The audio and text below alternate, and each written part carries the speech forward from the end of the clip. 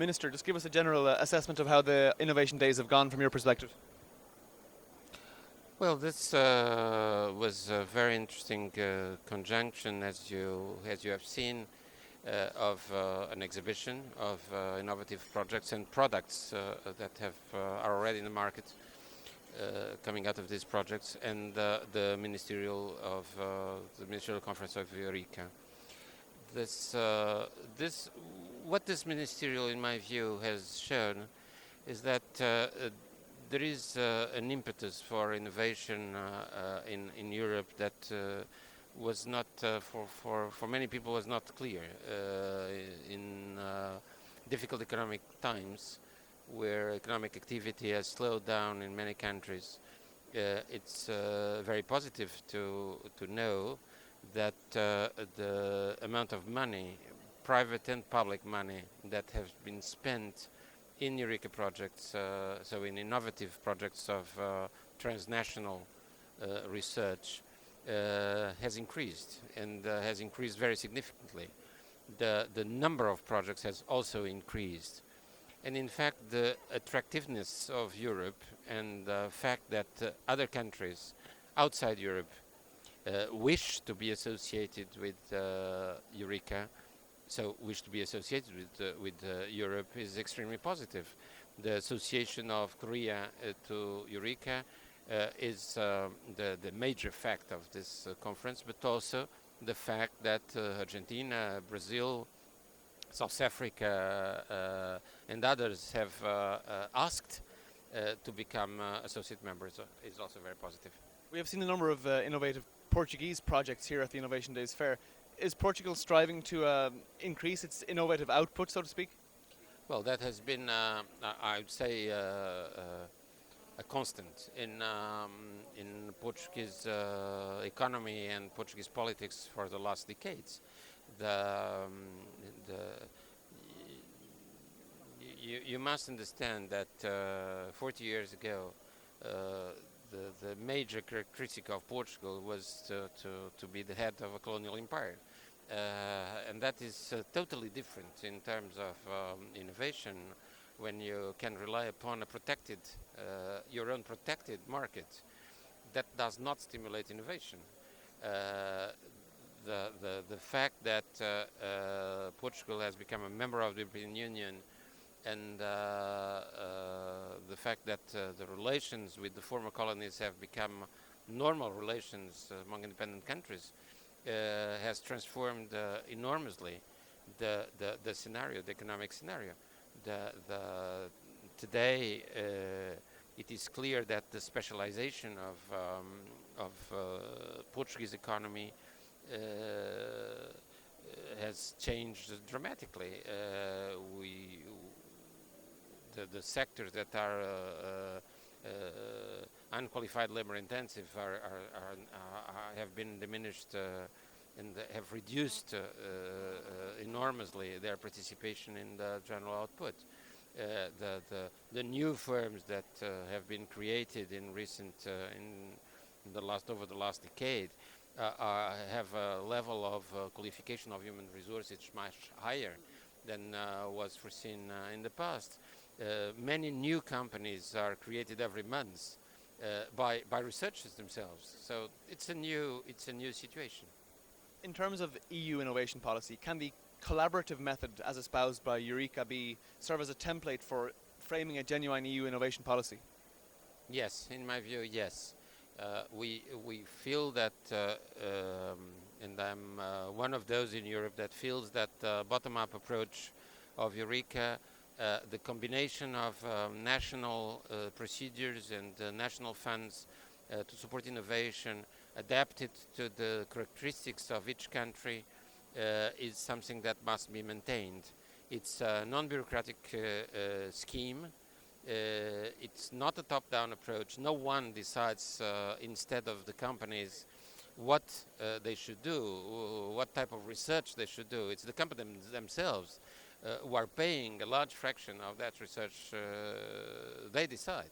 And it's up to the national innovation agencies or equivalent in each country to decide accordingly to their own schemes of support to innovation, how to help these companies.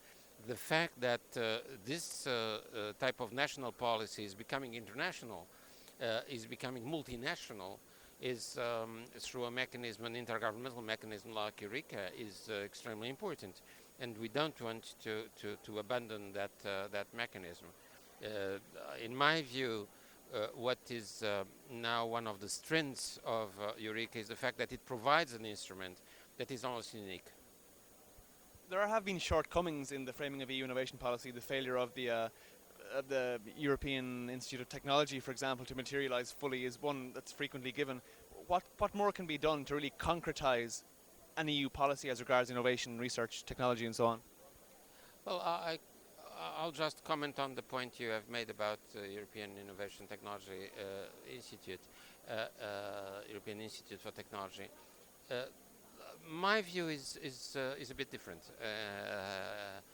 My view is exactly that the first idea in the first proposal was wrong, and the fact that it was really adapted to reality is a good sign of the vitality of the major players in Europe, the companies, the universities, the research institutions.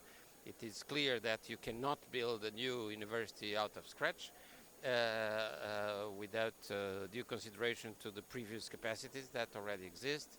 It's clear that it's also clear that you have to combine the capacities that have been established, namely by the framework program, in terms of large networks for research and with universities and industry.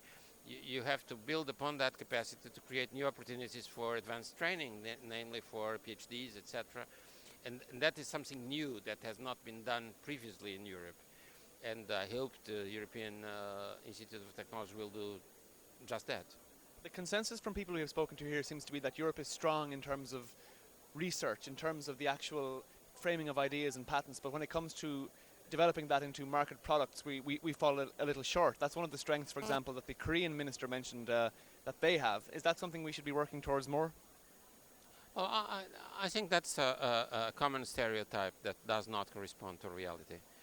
Europe is both strong as an exporter of innovative goods and services, and is also very strong as an educational basis for the rest of the world.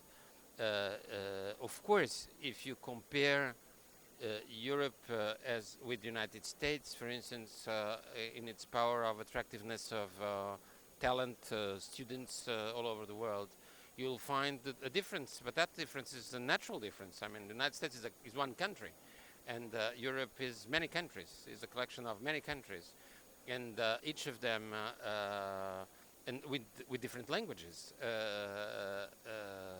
So it's clear that what is astonishing is the how this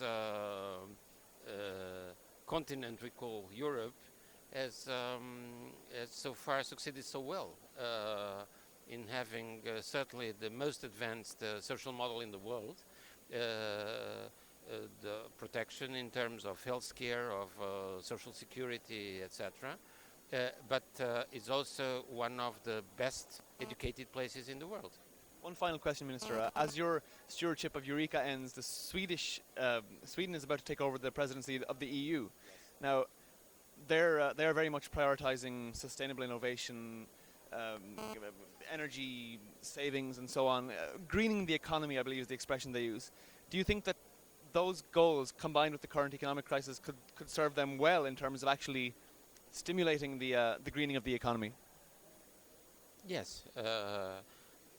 I feel that one of the areas of the economy that is now being boosted by the fact that on one hand sustainability has become a clear result of globalization, and on the other hand because the advances in science has shown that practical progress is now possible in that area. We knew we had to make an economy in terms of energy greener than possible, but in the last decades it was impossible to do so. We didn't have the knowledge, the capacity, nor the need to do so. Nowadays, with the severe impact of the oil crisis, the fact that the reserves of oil are becoming more and more well known all over the world, and with the expansion of very large countries, the economy of very large countries like China, I think it's becoming increasingly clear that our economy has to become greener and greener. Minister, obrigado. Thank you very much. Muito obrigado. Thank you very much.